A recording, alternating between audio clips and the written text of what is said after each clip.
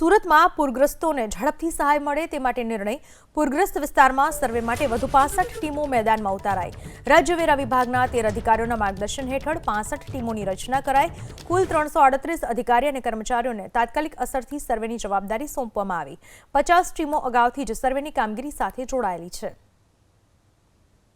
પૂરગ્રસ્ત વિસ્તાર માટે સૌથી વધુ 65 ટીમો મેદાનમાં ઉતારવામાં આવી છે.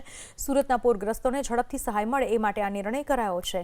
65થી વધુ ટીમો સર્વે માટે મેદાનમાં છે.